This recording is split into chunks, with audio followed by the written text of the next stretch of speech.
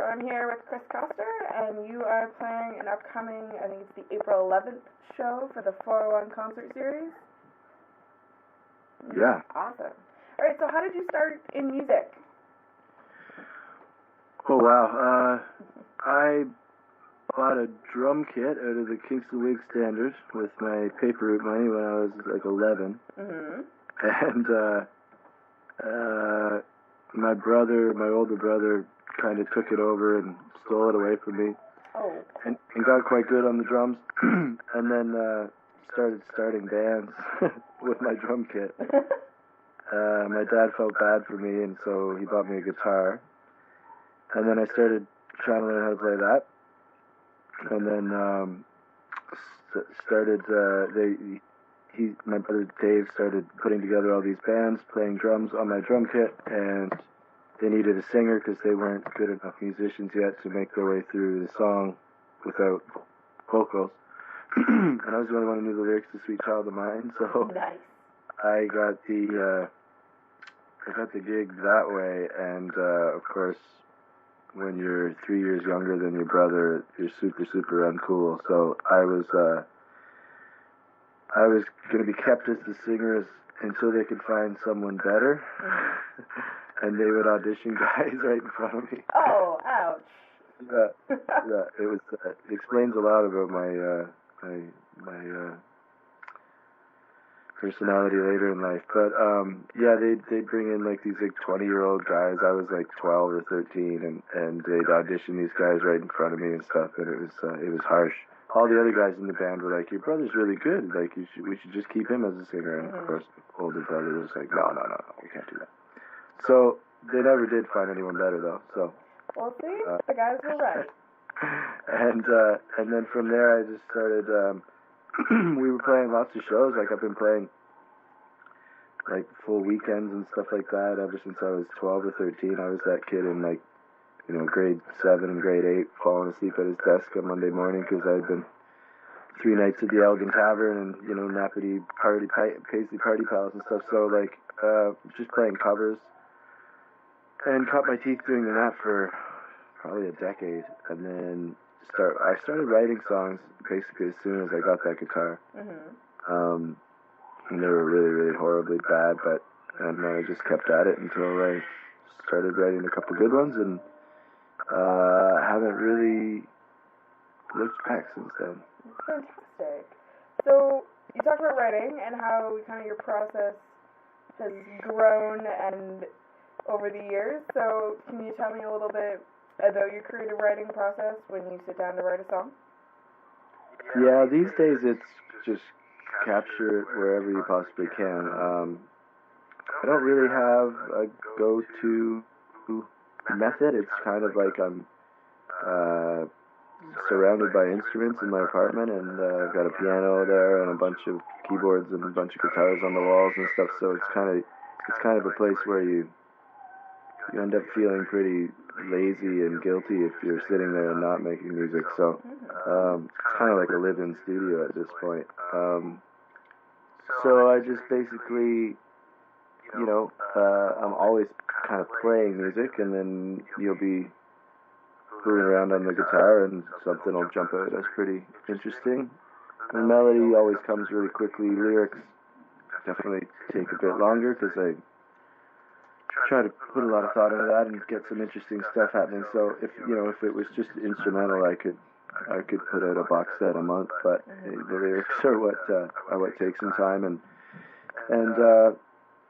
that's basically, there's no real magic trick to it other than just to do it all the time. I'm constantly kind of walking around thinking about those things and trying to capture whatever I can from wherever I can.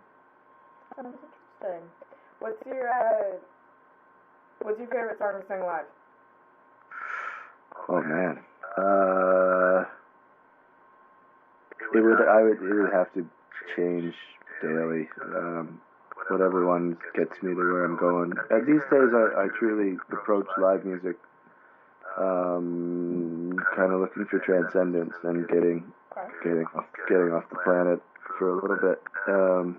And that's very difficult to do, and it's not a easy bus to catch, and if you miss it, it's gone for that night. But sometimes I get lucky and can get right in the zone. The band, my main band, Beginner's Guide to Endings, I've been playing with the last couple of years. We're just playing on our second record now. They make it very easy for me because they're just phenomenal musicians and really good close friends of mine, where it's just very, very easy and uncontrived, and it's a lot easier to get to those places of, something transcendental, like, Yeah, no, that's fantastic. So tell me, okay, so you've got Being a Guide to Endings, and then you've got your solo stuff. And I'm not going to make you, pick which one's better or anything, don't worry. But tell me about the album Sex, Money, and Morality. Sex, Love, and Morality, yeah, that was at a very, very, very strange time in my life. I never listen to that record anymore. I rarely play anything off it. Okay. That was a weird one. That was at the height of, industry being interested in me, and I was, being courted by a bunch of different labels and working with a bunch of different producers and things like that, and it was it was the most depressing time I've ever had making music, because it was the most,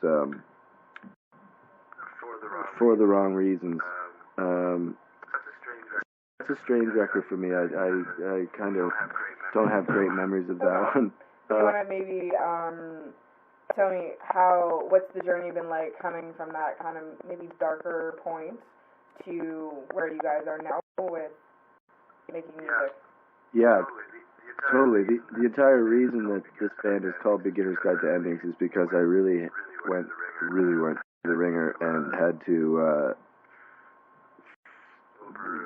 over several years had to kind of make sense of why I make music and what I'm doing it for and who I'm doing it for and why would I do it, and all of those things that, especially in today's kind of Wild West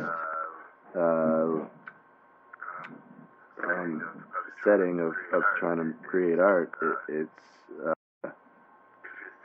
if you're thinking at all, you're thinking about that. You're trying to figure out, well, what is the point of this? What am I doing? Because there's no real reason.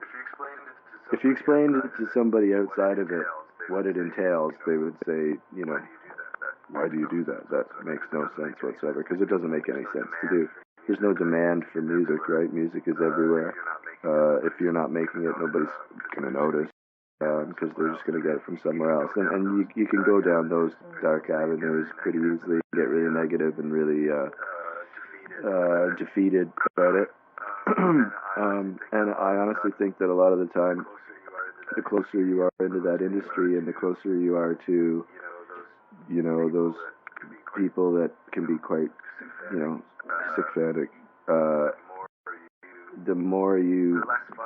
the less fun there is to be had doing it, and you can really fall into those traps. I certainly did, when it was being courted by Sony and courted by Universal and all these people, and it was just this, everybody wants to tell you how to do stuff, and everybody's got a hand in your pocket, and it just really takes the fun out of it. So I definitely had to reinvent the ideas for doing it and getting back to, why I started writing those songs at, 11 or 12 on my guitar, like what was it in me that needed to come out. Not to sound super cliche, but it's an important thing for every artist. If you're gonna have any endurance whatsoever, you need to figure these things out, and I think it will always be tried to be figured out. I think I think it'll always be a struggle, and that's kind of part of the gig.